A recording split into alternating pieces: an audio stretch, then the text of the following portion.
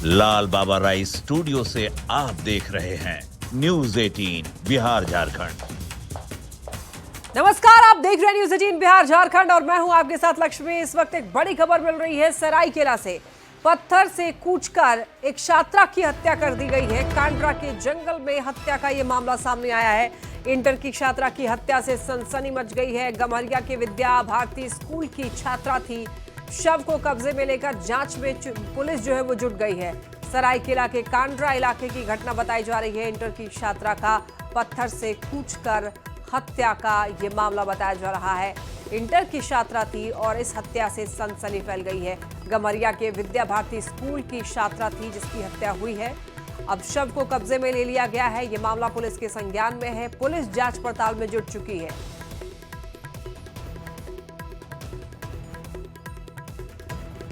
धनबाद में देखिए, चक्रवाती तूफान मोंथा का असर देखा जा रहा है। लगातार बारिश से कतरास थाना क्षेत्र के छाताबाद में एक घर जो है वो अचानक से जमीन में धंसने लग गया और दीवारों में दरार आ गई।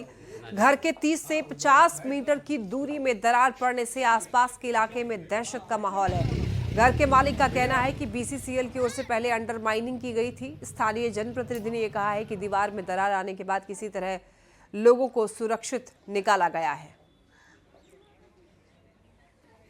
घटना, ये घर अचानक से इसमें दरार आने लगा। लोग उसमें थे तो लोग उसमें से डर के बाहर निकले। देखने के बाद उससे पता चला कि घर का जमीन जो है नीचे में थोड़ा सा बैठा है। बीसीसीएल प्रबंधक से भी बात हो रही है। अभी तो इन लोग का तत्काल कोई जगह दिया जाए इनको रहने का। अभी तो हम लोग फिलहाल शिफ्ट कर दिए। अगल बगल के घर वाले में उनका सारा सामान और शिफ्ट करवा दिए हैं। और रांची से बड़ी खबर, बरियातू इलाके में देखिए पुलिस ने छापेमारी की। चिरौंदी बाजार से भारी मात्रा में गांजा जब्त किया गया है। जी हां, विक्रेता और खरीदार पुलिस के हत्थे चढ़ गए हैं। गांजा खरीदने के लिए आए हुए 5 युवकों से पूछताछ की गई है। बरियातू थाना प्रभारी और जवान मौजूद रहे। एसएसपी को मिली सूचना पर दरअसल छापेमारी की गई है और ऐसे में जो गांजा बेच रहा था और जो खरीद रहा था, दोनों ही बताया जा रहा है कि पुलिस के हत्थे चढ़ गए हैं।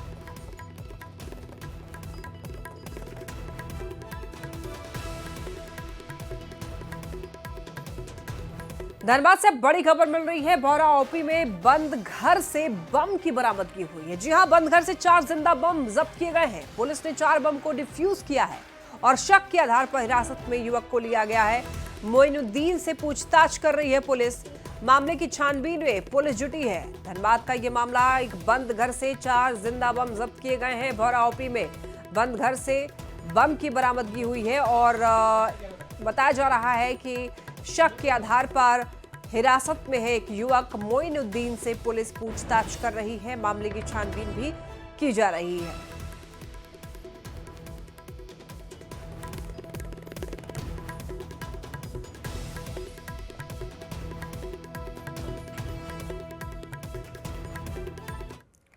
चाईबासा में सदर अस्पताल का ब्लड बैंक थैलीसीमिया पीड़ित बच्चों को एचआईवी संक्रमित खून चढ़ाने को लेकर अब सुर्खियों में है।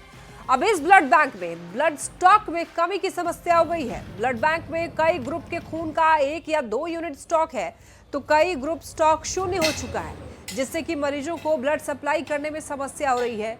ब्लड बैंक पर गंभीर आरोप लगने के बाद अब ब्लड डोनर इस ब्लड बैंक में ब्लड डोनेट करने के लिए आने से बच रहे हैं। अब अधिकांश वही लोग ब्लड डोनेट करने आ रहे हैं जिनके अपने परिजन मरीज हैं और उन्हें खून की जरूरत है। तो ऐसी स्थिति में ब्लड स्टॉक में कमी की समस्या बढ़ती जा रही है। इससे सदर अस्पताल प्रबंधन भी चिंता में है।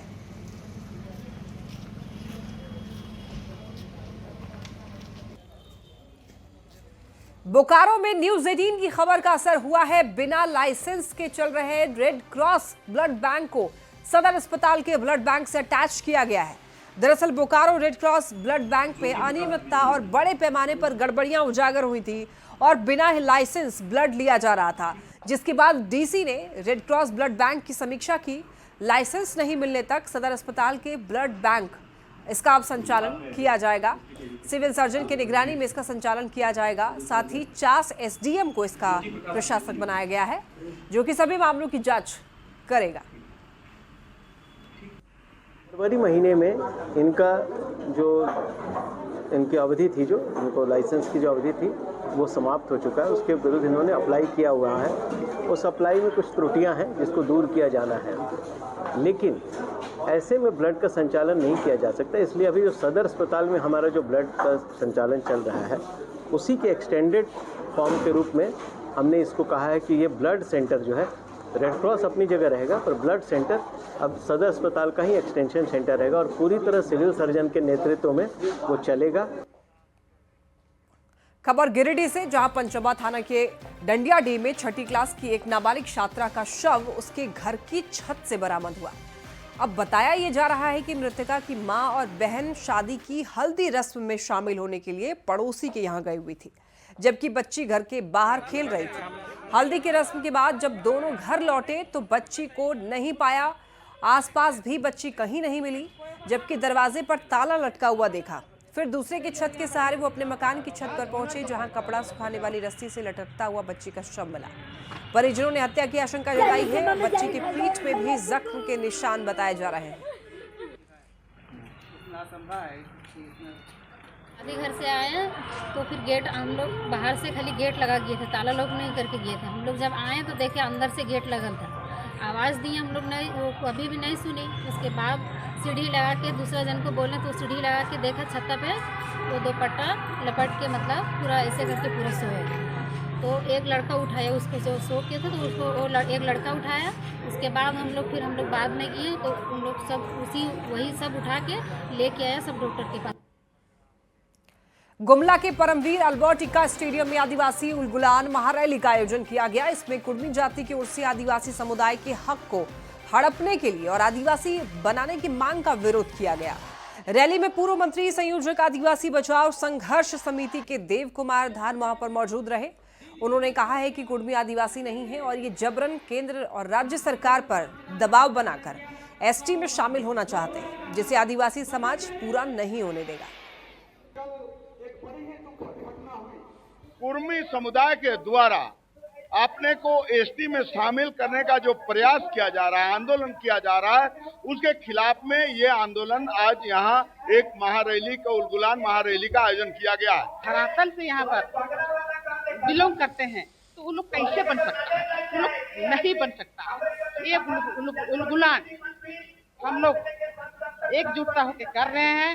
ये जायज नहीं है। कुर्मी को कदापि हम लोग आदिवासी बनने नहीं देंगे। पूरा आदिवासी समाज आज रोड में प्रदर्शन करने का कर रहे हैं और आगे भी हम लोग प्रदर्शन पूरा करेंगे और इस हम लोग का एसटी का कोटा को छीनने नहीं देंगे। इस कारण कि हम लोग का कुर्मी भाई लोग बोलता है कि एसटी में शामिल करो, वो कहाँ से शामिल होने देंगे हम लोग। कुर्मी समुदाय को आदिवासी सूची में शामिल किए जाने की मांग के विरोध में देखिए आदिवासी समुदाय का आक्रोश बढ़ता ही जा रहा है। शुक्रवार को सरायकेला जिले के सभी प्रखंडों से आदिवासी समुदाय के लोग हजारों की संख्या में पारंपरिक हथियार के साथ जिला मुख्यालय पहुंचे हैं, जोरदार प्रदर्शन किया है। आदिवासी समुदाय ने राज्य में पेशा कानून लागू करने के लिए और सरना धर्म कोड लागू करने की मांग की है। आदिवासियों ने कुर्मी नेता और जेएलकेएम सुप्रीमो जयराम महतो का भी जमकर विरोध किया है। प्रदर्शन के बाद में आदिवासियों ने डीसी को एक ज्ञापन भी सौंपा है। चेतावनी दी है कि अगर सरकार कुर्मियों को आदिवासी का दर्जा देती है तो फिर आने वाले दिनों में उग्र आंदोलन होगा। जो आदिवासियों का मांग एसटी का मांग कर रहा है उसका खिलाफ में हम लोग हैं और ना कुर्मियों का जो रहन सहन या जो भी खान पान आदिवासियों से अलग है, इसलिए कभी भी हम लोग को कुर्मी लोगों को आदिवासी में शामिल नहीं होने देंगे। हो माली हो जितने भी अमरमाती हो सभी समाज के लोग आज आक्रोश रैली हम लोग कर रहे हैं। कभी भी हम लोग महतो को माने कुर्मी को जयराम महतो को कभी भी आदिवासी हम लोग बनने नहीं देंगे। अगर सरकार अगर इसको करती है तो हम लोग पूरा आंदोलन करेंगे, पूरे झारखंड और पूरे भारत में आंदोलन करेंगे। कुर्मी महतो समुदाय सब आदिवासी में शामिल होने के लिए अपना इतिहास जुड़ाकर कहीं से फर्जी इतिहास बनाकर जो आदिवासी बनने का कोशिश कर रहे हैं, ये कभी आदिवासी बर्दाश्त नहीं करेगा। खबर देवघर से मिल रही है, जहां बुर्का पहनी एक महिला का वैद्यनाथ मंदिर परिसर में हंगामा करते हुए एक वीडियो तेजी से सोशल मीडिया पर वायरल हो रहा है।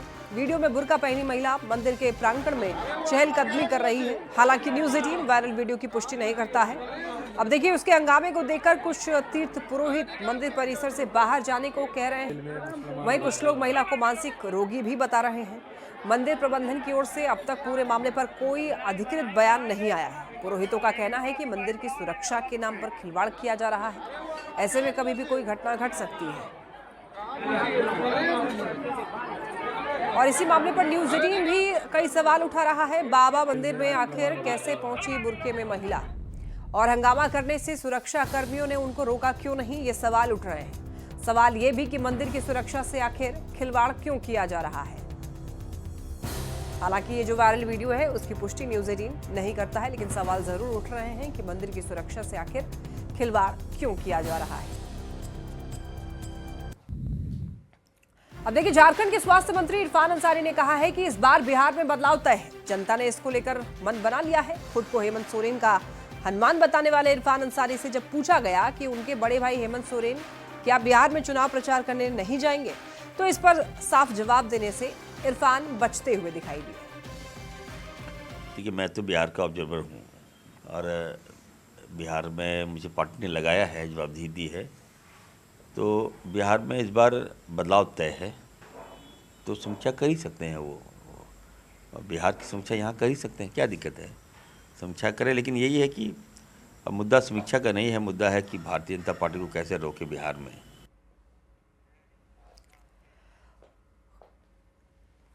केंद्रीय गृह मंत्रालय के निर्देश पर एनडीआरएफ की 20 सदस्यीय टीम ने साहिबगंज में शकुंतला सहायक गंगा घाट पर मॉक ड्रिल किया। इससे पहले टीम ने गुरुवार को राजमहल के गंगा घाट पर अभ्यास किया था। पटना के बेहटा से पहुंची हुई टीम ने मॉक ड्रिल के दौरान बाढ़ या फिर दूसरी किसी भी प्राकृतिक आपदा की स्थिति में राहत और बचाव कार्यों की तैयारी परखी। अब इस अभ्यास का उद्देश्य प्रशासन, पुलिस, एसडीआरएफ, गोताखोरों और आपदा मित्रों के बीच में समन्वय को मजबूत करना था। बता दें आपको कि साहिबगंज में गंगा नदी जो है लगभग 83 किलोमीटर तक बहती है, जिससे कि हर साल जिले के 6 प्रखंडों के करीब 78 गांव ऐसे हैं जहां पर बाढ़ से वो गांव प्रभावित हो जाते हैं। अब ऐसे में क्या होता है कि जिले में एनडीआरएफ यूनिट की स्थायी स्थापना की मांग जो है लगातार उठ रही है। ये हाथ अपना जो हाथे इसको तस्वीरें आप ये देख रहे हैं, ये अभ्यास की तस्वीर। एनडीआरएफ की टीम घटनास्थल पे पहुंच चुकी है। शकुंतला सहायक गंगा घाट पर मॉक ड्रिल करते हुए यहाँ पर जो कर्मचारी हैं वो दिखाई दे रहे हैं। गृह मंत्रालय के निर्देश पर एनडीआरएफ का ये अभियान चलाया गया है, जहाँ पर कुछ लोग आपको अभ्यास करते हुए दिखाई देंगे। है डिस्ट्रिक्ट एडमिनिस्ट्रेशन की क्या तैयारी है, अगर कभी भी आपदा आती है, बाढ़ से रिलेटेड बड़े लेवल का बाढ़ आता है, तो हम उसको कैसे कोऑर्डिनेट करेंगे और कैसे उससे निपटने के लिए क्या तैयारी है डिस्ट्रिक्ट एडमिनिस्ट्रेशन की, हॉस्पिटल्स की, पुलिस का क्या रोल होगा, और भी जो लाइन एजेंसीज़ है उनका क्या रोल रहेगा, होमगार्ड का क्या रोल होगा, पुलिस का क्या रोल होगा, इसके बारे में 2 दिवसीय एक्सरसाइज ऑर्गेनाइज किया गया था। हमें उम्मीद है कि एनडीआरएफ के द्वारा जो भी जानकारी दी गई है, यहाँ के आम लोगों को इसका लाभ उठाना चाहिए, और हम चाहते हैं कि इस प्रशिक्षण के माध्यम से जो भी जानकारी दी गई है, इस ख्याल से हम जितने भी अपने क्षेत्र में कैजुअल्टी वगैरह होती है उसको हम कम कर सकेंगे। खबर रांची से मिल रही है, जहां बिरसा मुंडा एयरपोर्ट से अब उड़ान सेवाओं में और विस्तार किया गया है। नया टाइम टेबल के मुताबिक एयरपोर्ट से कुल 31 विमानों का परिचालन किया जाएगा, जिनमें 30 विमानों का आगमन और 30 का प्रस्थान शामिल है। नई सुविधा के तहत जयपुर से गोवा के लिए वाया रांची विमान सेवा बहुत जल्द शुरू होगी। रांची से जयपुर और गोवा की ये नई कनेक्टिविटी यात्रियों के लिए बड़ी राहत मानी जा रही है। नई समय सारणी के अनुसार अब रांची से 12 प्रमुख शहरों जैसे कि दिल्ली, मुंबई, बेंगलुरु, चेन्नई, हैदराबाद, कोलकाता, अहमदाबाद, पुणे, पटना, भुवनेश्वर, जयपुर और गोवा के लिए उड़ानें उपलब्ध होंगी।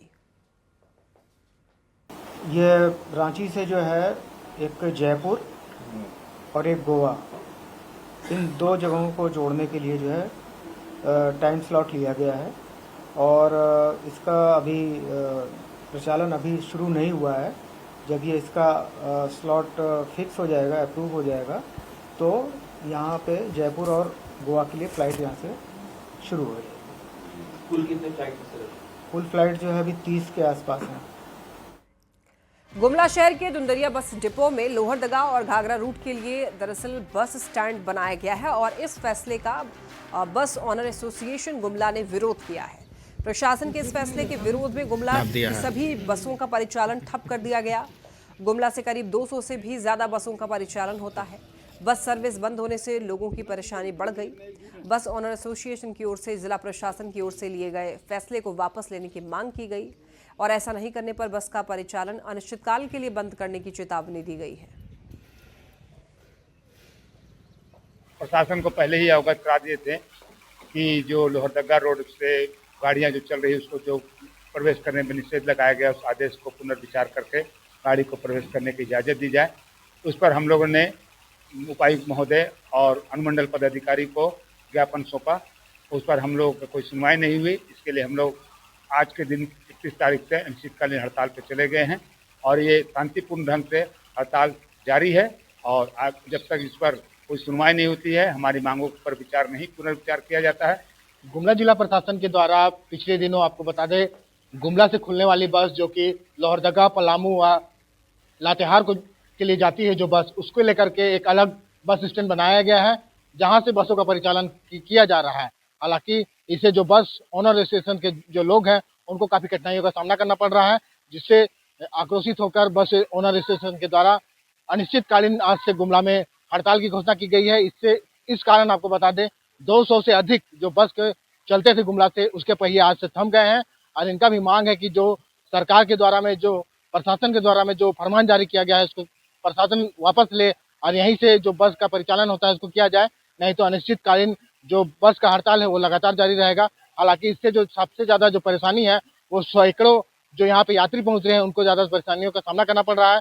वो कई यहाँ से जैसे छत्तीसगढ़ हो गया, रांची हो गया सहित कई जगहों पर वो जाते हैं और जानकारी नहीं होने के कारण वो बस स्टैंड पहुँच रहे हैं और उनको परेशानियों का सामना करना पड़ रहा है। हालांकि जो जिला प्रशासन के लोग हैं अभी तक जो बस ओनर एसोसिएशन के जो लोग हैं उनसे कोई भी संपर्क नहीं किए हैं, तो मान सकते हैं लोगों को तो काफ़ी कठिनाइयों का सामना करना पड़ रहा है। साथ में जो बस नहीं चल रही है और जो अनिश्चितकालीन जो हड़ताल किया गया है, तो प्रशासन को भी चाहिए कि बस ओनर एसोसिएशन के लोगों से बातचीत करे और इसका समाधान निकालने का प्रयास करे। लेकिन अभी तक बोल सकते हैं कि जो प्रशासन और बस ओनर एसोसिएशन के जो लोग हैं उनके बीच कोई भी बात नहीं हुई है। हालांकि जो बस ओनर एसोसिएशन के जो लोग हैं वो अभी भी अड़े हुए हैं कि जब तक प्रशासन हमारी बात को नहीं मानेगी तब तक जो हमारा अनिश्चितकालीन बंदी है वो लगातार जारी रहेगा। अब देखने वाली बात यह होगी कि कब तक जो प्रशासन के जो लोग हैं यहाँ पे पहुँचते हैं और जो बस का जो परिचालन हो रहा था उसको सामान्य रूप से फिर से करवा सकते हैं। रुपेश कुमार भगत, न्यूज़ 18 गुमला। बात रांची की करते हैं। रांची में लोग ट्रैफिक चालान से बचने के लिए वाहनों पर फर्जी नंबर प्लेट लगाकर धड़ल्ले से घूम रहे हैं। कई वाहन चालक नंबर प्लेट में छेड़छाड़ करते हैं या फिर किसी और गाड़ी के नंबर का इस्तेमाल कर रहे हैं। इससे गलत वाहनों पर चालान कटने के मामले बढ़े हैं। अब रांची पुलिस ऐसे लोगों पर सख्त कार्रवाई करेगी। नंबर प्लेट बदलना या फिर छिपाना अपराध है जिसमें 7 साल तक की सजा का प्रावधान है। सभी थानों और ट्रैफिक पुलिस की टीम ऐसे वाहनों को पहचान करके सीज करने की कार्रवाई कर रही है। को स्पष्ट निर्देश दिया गया है कि सड़क पे ऐसी कहीं पे भी कोई गाड़ी दिखती है तो उसको तुरंत सीज करके थाने में प्रोसिक्यूशन के खातिर कोर्ट भेजा जा रहा है। साथ ही समस्त रांची वासियों से ये भी गुजारिश है कि कुछ शिकायतें ये भी आ रही हैं कि आप किसी और का नंबर प्लेट अपने गाड़ी में यूज़ करके आप चल रहे हैं और वो चालान किसी और के पास में जा रहा है। ऐसी गाड़ियों का हम लिस्ट तैयार किए हैं और एक स्पेशल ड्राइव चलाया जाएगा। स्पेशली जो लोगों को एक वार्न किया गया है, साथ ही साथ इसमें जो हमारे पास ये जो स्मार्ट कैमरा जितने अवेलेबल हैं हमारे पास, जो लगातार जो थानों के द्वारा चेकिंग भी की जाती है जिसमें डॉक्यूमेंट्स को भी चेक किया जाता है, तो उसमें कोई भी हमें ऐसी बाइक जो मिलती है जो विदाउट नंबर प्लेट है या फिर जिसका नंबर प्लेट टेम्पर किया गया है, तो थानों को भी और बाकी सारे पुलिस पर्सनल को स्पेशल निर्देश दिया गया है कि टेम्पर्ड नंबर प्लेट्स की बाइक को तुरंत सीज करके थाना लेके आएं। सिमडेगा में 4 नवंबर से प्रसिद्ध राजकीय रामरेखा महोत्सव शुरू होगा। 3 दिन तक चलने वाले महोत्सव को लेकर युद्ध स्तर पर तैयारी चल रही है। राजकीय रामरेखा महोत्सव में सीएम हेमंत सोरेन भी शामिल होंगे। महोत्सव में पद्मश्री मुकुंद नायक सहित कई कलाकार अपनी प्रस्तुति देंगे। प्रथम राजकीय रामरेखा महोत्सव का आयोजन इस कार्तिक पूर्णिमा के अवसर पर हम लोग रामरेखा धाम में कर रहे हैं और यहाँ पे सांस्कृतिक कार्यक्रम होगा 2 दिनों तक, जिसमें कि मेले में जो लोग आएंगे वो और उसके अलावा अन्य गण्यमान्य अतिथि भी आ रहे हैं जो इस महोत्सव का आनंद लेंगे। इसमें हम लोग स्थानीय कलाकारों को महत्व दिए हैं कि उनको एक मंच मिले, राजकीय राम रेखा महोत्सव के कार्यक्रम के अवसर पर उन्हें भी एक मंच मिले, उन्हें अपनी कला का प्रदर्शन करने का अवसर मिले।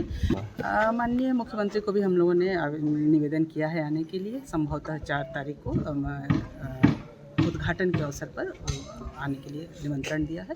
तो अगर अन्य कोई व्यवस्था न रही तो वो जरूर आएंगे। यहाँ रुक रहे एक ब्रेक के लिए, जल्द लौटेंगे।